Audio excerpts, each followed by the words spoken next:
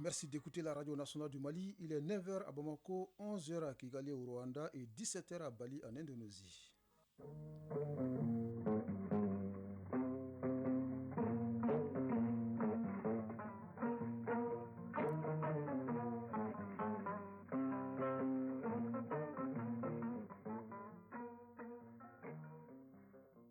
Le journal Bourama Traoré. Mesdames et messieurs, bonjour et bienvenue dans la première édition de Mali Actualité et les titres. Pas de nuages dans les relations entre le Mali et le Rwanda. Les deux pays veulent ouvrir de nouveaux chapitres dans leur coopération afin de consolider les acquis. Le cadre choisi est la grande commission mixte. Les experts maliens et rwandais sont réunis depuis hier à Kigali. Maliens et Indonésiens veulent également cheminer davantage ensemble pour renforcer l'axe Bamako-Jakarta. Les deux pays entendent explorer de nouvelles pistes de coopération dans les domaines de l'eau et de l'électricité. Au Burkina Faso, la transition est prolongée de 5 ans à partir du 2 juillet prochain. Ainsi en ont décidé les assises nationales tenues hier à Ouagadougou. Le chef de l'État, le Premier ministre et le président de l'Assemblée législative de transition pourront être candidats aux différentes élections. C'est un festival coloré et aux saveurs particulières qui ouvre ses portes à Yangasso dans la région de Sam. Le Bogola est un rendez-vous culturel qui met un point d'honneur sur l'éducation des garçons et des filles. Le sélectionneur des Aigles du Mali dévoile la liste des joueurs convoqués pour les 2 prochains matchs contre le Ghana et Madagascar dans le cadre des éliminatoires de la Coupe du Monde 2026. Il était hier face à la presse. La 10e édition du Tour cycliste du Mali prend fin ce dimanche. C'est un plaisir pour certains, mais aux conséquences sanitaires lourdes. La consommation de la drogue au Mali est devenue plus qu'inquiétante. Du cannabis à la cocaïne en passant par le tramadol, les filles rivalisent aujourd'hui les garçons dans la prise de ces produits prohibés. Nous sommes allés à la rencontre des médecins traitants. C'est le sujet du Focus Santé de ce dimanche. C'est tout pour les titres. Donner plus de poids à l'axe Bamako-Kigali, c'est ce à quoi travaillent Maliens et Rwandais. Les experts des deux pays sont réunis depuis hier dans la capitale rwandaise pour la première grande commission mixte de coopération. Au menu, les questions de défense et de sécurité notamment. La réunion des experts prépare celle des ministres en charge des affaires étrangères qui se tient demain lundi. Le chef de la diplomatie malienne est déjà sur place. Les récits de nos envoyés spéciaux à Kigali, Mohamed Diarra et Tayeb Adjaouyakoui. Une journée de l'Afrique bien à propos pour donner un coup de fouet à la coopération entre le Mali et le Rwanda. Les contours de ce partenariat nouvelle formule se dessinent lors de la toute première grande commission mixte de coopération Mali-Rwanda. Elle s'inscrit en droite ligne des orientations stratégiques et de vision concertée du colonel Assimi Goïta, président de la transition du Mali, et de Paul Kagame, président de la République du Rwanda. Une vision qui veut faire de l'axe Bamako-Kigali un modèle de coopération sud-sud, dynamique, fructueux et basé sur la solidarité fraternelle, le partage d'expériences et un partenariat mutuellement avantageux. Boubacar Biro Diallo, directeur Afrique au ministère des Affaires étrangères de la coopération internationale. De renforcer le cadre juridique à travers les différents projets d'accord et de diversifier notre coopération bilatérale pour la hisser à la hauteur des relations stratégiques et des attentes légitimes de nos populations. Ce sont les travaux des experts venant des départements sectoriels qui, pendant 2 jours, balisent le terrain pour les ministres. Ils passent en revue les projets de texte concernant les axes de coopération avantageux, notamment la défense, l'économie, la promotion des investissements, les transports, la santé, les mines, la justice, l'environnement, l'artisanat et la culture. Justice Ntewali, directeur général adjoint du département Afrique au ministère rwandais des Affaires étrangères.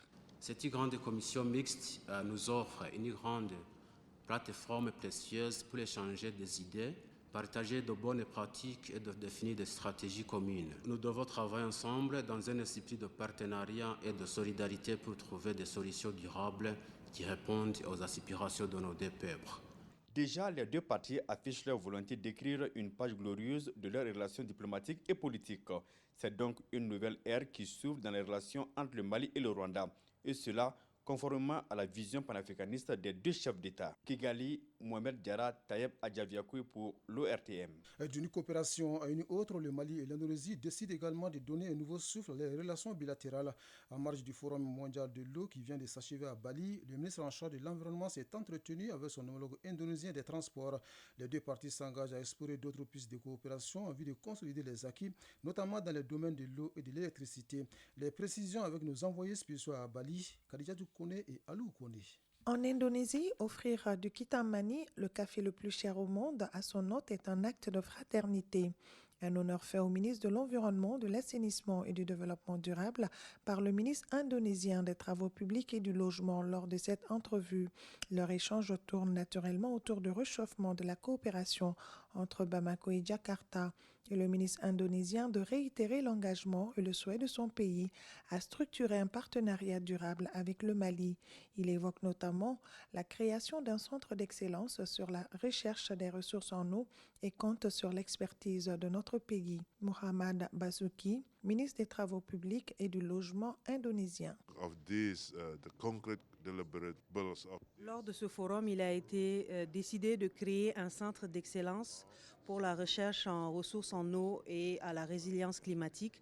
C'est l'occasion pour le Mali de renforcer sa coopération avec l'Indonésie dans ce domaine-là et vraiment de participer activement aux futures activités du centre d'excellence. Le ministre Samake, quant à lui, souhaite une concrétisation des partenariats déjà existants. Il insiste aussi sur l'élargissement de cette relation à d'autres domaines. Mamadou Samake, ministre de l'Environnement, de l'Assainissement et du Développement durable. Que les deux pays vraiment puissent renforcer leur coopération dans un certain nombre de domaines, notamment dans les domaines de la santé, de l'agriculture et de l'éducation, mais nous voulons aller au-delà de ces domaines qui étaient déjà ciblés pour ajouter le domaine de l'eau, et le domaine de l'énergie et le domaine des transports. Et surtout l'industrie aussi et l'innovation technologique dans lesquelles aujourd'hui l'Indonésie est un champion. Une réunion en ligne est prévue très prochainement entre les responsables des deux pays pour consolider toutes ces décisions. Bali, Khadijatou Kone, Aloubé Kone pour l'ORTM. Et nous restons hors du Mali. Au Burkina Faso, les assises nationales adoptent une nouvelle charte qui prolonge la transition de 5 ans à partir du 2 juillet prochain. Des élections marquant la fin de cette période pourront néanmoins être organisées avant cette échéance si la situation sécuritaire le permet, précise le document. Les chefs de l'État, les premiers ministres et les présidents de l'Assemblée législative de transition pourront être candidats aux élections présidentielles, législatives et municipales. Le président sénégalais Bassirou Diomaye Faye a bouclé hier une visite d'amitié et de travail de 2 jours en Guinée. Il a été reçu par son homologue guinéen, le général Mamadi Doumbouya. Les deux chefs d'État se sont félicités des entretiens fraternels fructueux qui se sont déroulés. Ils ont mis un accent particulier sur la promotion du panafricanisme et de l'intégration sous-régionale. Au Comores, le président Azali Assoumani, réélu le 14 janvier dernier, sera investi ce dimanche pour un nouveau mandat de 5 ans. 11 000 personnes sont attendues dans le stade de Malouzini. 7 chefs d'État ont confirmé leur venue. À quelques heures de son investiture, Moroni, la capitale, est sous haute surveillance. Près de 1000 agents des forces de l'ordre sont déployés. Enfin, en Haïti, une équipe de policiers kenyans envoyée en mission de reconnaissance préconise un report du déploiement de la force multinationale anti-gang. Le président William Ruto a confirmé que le déploiement prévu avait été retardé de 3 semaines pour des raisons logistiques. Cette mission soutenue par l'ONU doit épauler la police haïtienne dans la lutte contre les gangs qui terrorisent la population et contrôlent en grande partie la capitale Port-au-Prince. Nous revenons ici au Mali pour parler de la culture. La 4e édition du festival Bodogola a été lancée hier à Yangasso dans la région de Sam. Le rendez-vous culturel se tient cette année autour du thème « Le rôle et la responsabilité de la jeunesse dans le changement ». Il est également une tribune pour promouvoir la cohésion sociale et le vivre ensemble. Bodogola est un festival aux saveurs particulières que nous racontent nos envoyés spéciaux à Yangasso, Bemba Sibi et Sambou Diakiti. Lancement de la 4e édition du festival Bodogola de Yangasso. Le Bodogola signifie en français présenter au marché. Et ici, il s'agit de présenter les jeunes filles chastes en âge de se marier et les jeunes garçons qui sont devenus adultes.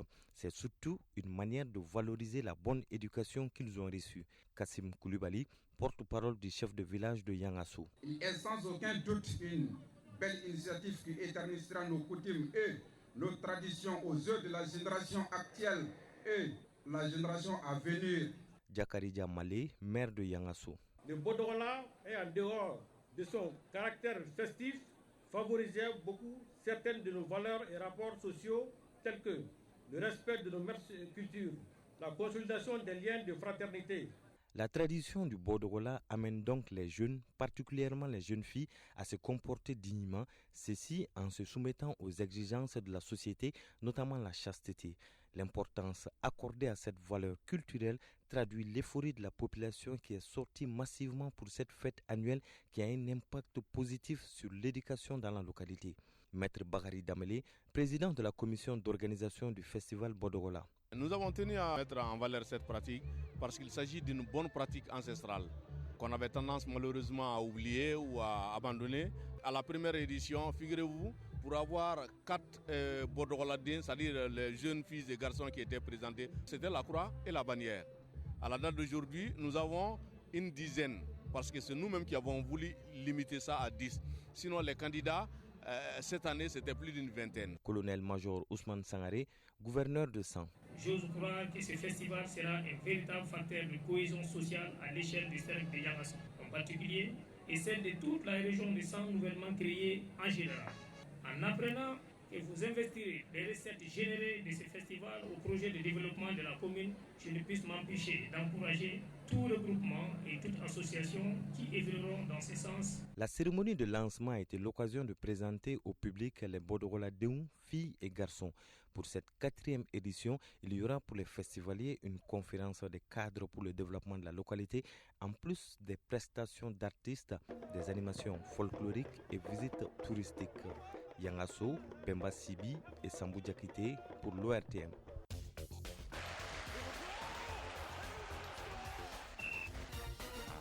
Le sélectionneur des Aigles du Mali, Eric Sekouchel, était hier face à la presse. Objectif, dévoiler la liste des joueurs convoqués pour les 2 prochains matchs contre le Ghana et Madagascar dans le cadre des éliminatoires de la Coupe du Monde 2026. Quant à la 10e édition du Tour cycliste du Mali, elle prend fin ce dimanche. La synthèse de l'actualité sportive porte la signature de Famour Djourti.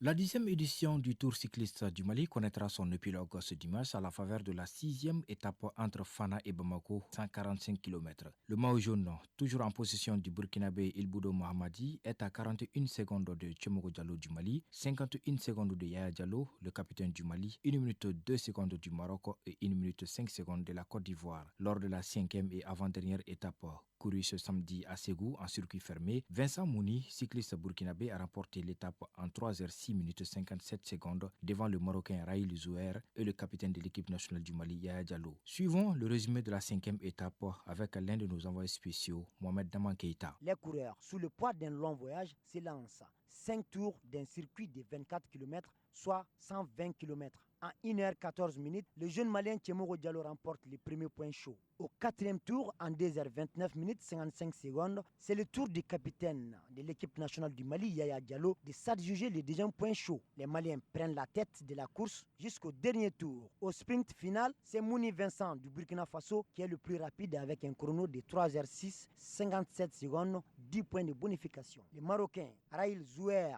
les talonnent avec le même temps à une différence de 6 points de bonification. Et le capitaine de l'équipe nationale du Mali, Yaya Diallo, avec une différence de 4 points de bonification. Jérémy Ouedraogo, entraîneur de l'équipe du Burkina Faso. L'objectif, c'était de défendre le maillot. On va préparer la dernière étape comme les autres étapes. Djibril Kone, entraîneur de l'équipe nationale du Mali. Vraiment, les jeunes ont mouillé le maillot, mais à la dernière minute, le dieu du goudron n'était pas à notre faveur. Cette 5e étape, dédiée à l'ancien président de la Ligue de cyclisme de Ségou, Fé Moussa Goïta, a enregistré quelques blessés suite à une chute. Ce dimanche, sur le boulevard de l'Indépendance, les maillots jaunes de Ilboudo Mamadi de l'équipe du Burkina restent à portée de main de tous les pays participants, hormis l'équipe mixte Niger-Guinée et celle du Bénin. Football à présent. En prélude aux 2 prochains matchs des éliminatoires du Mondial 2026, Mali-Ghana et Madagascar-Mali, le sélectionneur des Aigles du Mali, Eric Sekouchel, a dévoilé la liste des joueurs retenus. Arju Matina nous décortique cette liste. 28 joueurs sont convoqués pour la circonstance, 3 gardiens de but, 9 défenseurs dont 5 centraux, 8 milieux de terrain et 8 attaquants. Pas de grands chamboulements dans la liste. La majeure partie des joueurs a l'habitude d'être appelés et étaient présentes lors du dernier regroupement. Par contre, la liste comporte 2 nouveaux joueurs qui vont découvrir pour la première fois la sélection Fagnon. Il s'agit du latéral de Palerme, de 2 italiennes Salim Diakité et de l'attaquant de Kivili, Ligue 2 française Mohamed Kamara. Eric Sekouchel, sélectionneur des Aigles du Mali. Salim est un joueur qui évolue depuis un petit moment à Palerme en Série B. Il joue énormément de matchs et c'est un joueur qu'on suit depuis un petit moment. Voilà, et puis on attendait le bon moment pour le sélectionner, avec la suspension du capitaine, tout simplement logique de faire appel à lui. Concernant Mohamed Kamara, Mohamed Kamara a Quevilly-Rouen qui depuis quelques années enchaîne les bonnes performances, aussi avec beaucoup de temps de jeu. Un joueur qui est rapide, qui a un peu le profil de Lassine et d'El Bilal.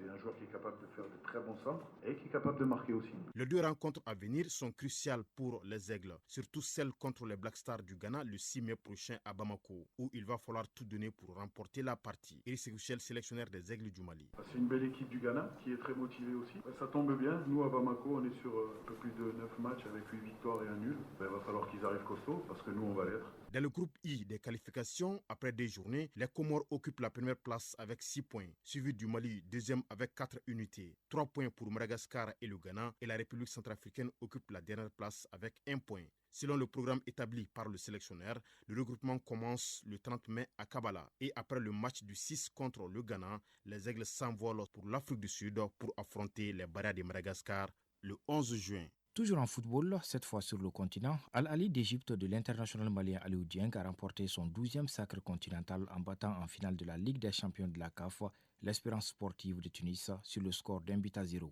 Un but inscrit par Roger Aoulou contre son camp. En remportant la Ligue des champions de la CAF, Al-Ali du Caire a validé sa qualification pour la Coupe intercontinentale 2024, nouveau tournoi organisé par la FIFA en raison de l'absence de la Coupe du monde des clubs jusqu'en 2025. Basketball pour terminer, la 11e journée du championnat national a pris fin hier samedi. 4 matchs étaient au programme. Chez les messieurs, l'USFAS a battu le centre de référence de basketball de Tombouctou 89-84. L'AS Real a gagné contre le Sigui Dekai 71-58. Sur le tableau féminin, l'AS Police s'est imposé 66-61 devant Calaban Sport Club. Le match USFAS Djouliba AC a tourné à l'avantage des USFASiennes 87-79. En ouverture, vendredi sur le tableau masculin, l'AS Police s'est incliné devant Atar Club de Kidal 79-65. Le Stade Malais de Bamako a dominé l'AS Commune 1 par 89-79. Du côté des dames, l'AS Real a pris le meilleur sur le centre Bintou Dambélé de Koulikoro 79-45 et le Stade Malais de Bamako a battu l'AS Madé 108-53. Focus santé. C'est un plaisir pour certains, mais aux conséquences sanitaires lourdes. La consommation de la drogue au Mali est devenue plus qu'inquiétante. Du cannabis à la cocaïne, en passant par le tramadol, il y en a de toutes les couleurs et de tous les goûts au grand bonheur des consommateurs, en majorité des jeunes, surtout des filles. Pourtant, la drogue impacte négativement la santé et cause des troubles psychologiques et comportementaux. Nous sommes allés à la rencontre des médecins traitants pour une meilleure compréhension du phénomène. C'est le sujet du Focus Santé de ce dimanche, signé Kumba Sissé. La consommation de la drogue prend de l'ampleur au Mali. Très généralement, les gens qui s'adonnent à la pratique évoquent diverses raisons, le plaisir, le désespoir, l'anxiété ou la curiosité. Ils pensent trouver des solutions à leurs problèmes ou les oublier en consommant la drogue. Colonel Ismaïla Magalou, médecin militaire, secrétaire permanent de la mission interministérielle de coordination de la lutte contre la drogue. De façon générale, les drogues, on peut les classifier au jour d'aujourd'hui en 3 grandes catégories, selon leurs effets. Il peut y avoir les stimulants, il peut y avoir les dépresseurs, il peut y avoir aussi les perturbateurs, souvent qu'on peut appeler les hallucinogènes. C'est le cannabis qui est la drogue la plus consommée au Mali. Nous voyons de plus d'autres drogues synthétiques, notamment le tramadol et d'autres drogues, que ce soit du registre de l'héroïne ou de la cocaïne. Au Mali, la situation est alarmante car en plus des adultes et des jeunes, les adolescents se sont aussi lancés dans la danse. Ce qui est encore inquiétant, c'est que le phénomène touche les jeunes filles. Colonel Ismaïla Makalou.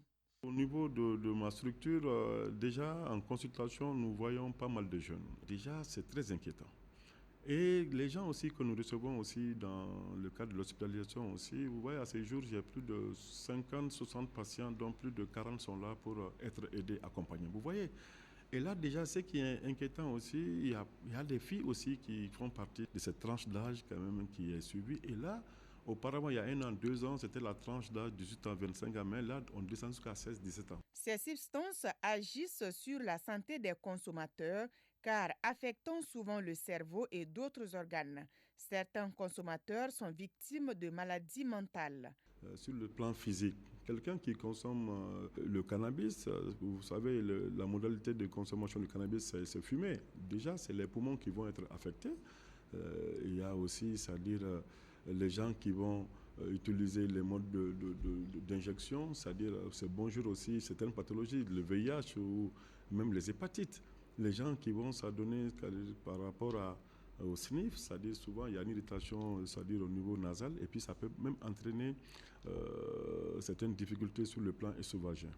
Bon, maintenant, par rapport aux risques sanitaires sur le plan psychique, vous savez, la consommation de ces substances, comme je l'ai dit, psychoactives, vont avoir des répercussions sur le cerveau. Forcément, ça peut engendrer des pathologies psychiatriques, c'est-à-dire que ce soit le trouble de l'humeur. L'humeur, c'est ce dispositif affectif de base qui nous donne cette joie, cette douleur. Ça peut perturber, c'est-à-dire la conscience, ça peut engendrer des affections anxieuses, ça peut même entraîner, entre guillemets, la folie. Pour que la prise en charge soit efficace, il faut que le patient accepte de se débarrasser de ces produits, nous confirme le médecin traitant, colonel Ismaïla Makalo. Quelqu'un qui souhaite, c'est-à-dire se détacher de cette conduite additive, nous le proposons, c'est-à-dire en un premier temps, c'est-à-dire s'il est motivé, volontaire et déterminé, un sévrage. Et ce sévrage peut durer quelques semaines, c'est-à-dire un examen 10 à 15 jours, c'est-à-dire pour essayer de l'aider, pour parer aussi au manque, c'est-à-dire il y a une dépendance à la fois physique et psychique. Il faut des molécules pour contrecarrer cela. Et c'est le temps du sévrage qui fera que nous allons accompagner ces patients, c'est-à-dire en les prescrivant des molécules pour qu'ils puissent s'apaiser, qu'ils soient moins agités, plus qu'ils dorment. En dehors de ce volet, c'est-à-dire prise en charge médicamenteuse, il y a le volet psychothérapie. Il faudrait, c'est-à-dire discuter avec ces gens, parce que tout consommateur, à 80%, il y a une souffrance en dessous. Essayer de voir un peu qu'est-ce qui l'amène à consommer, discuter avec lui de son projet, c'est-à-dire voir un peu à quoi nous pouvons, c'est-à-dire il peut se projeter pour qu'on puisse l'aider. En dehors de cela, au décours de l'hospitalisation ou au décours, c'est-à-dire de la prise en charge, il faut faire en sorte que ces gens puissent être réinsérés. Renforcer la communication autour de la consommation de la drogue est l'une des activités principales qui contribuent à lutter efficacement contre la drogue. C'est pourquoi la mission interministérielle de coordination de la lutte contre la drogue, MILD, et d'autres structures comme l'Office central des stupéfiants, OCS, évoluent dans ce domaine. Ainsi s'achève cette première édition du Mali Actualité qui porte la signature d'un trio Traoré. À la mise en ligne, Sekou Traoré, aux manettes Bintou Traoré et au micro Brahma Traoré. Le prochain rendez-vous avec l'information, c'est dans moins de 4 heures. Vous retrouverez Ibrahima Traoré. Merci à vous de nous avoir suivis et passez une belle journée où que vous soyez. À très bientôt.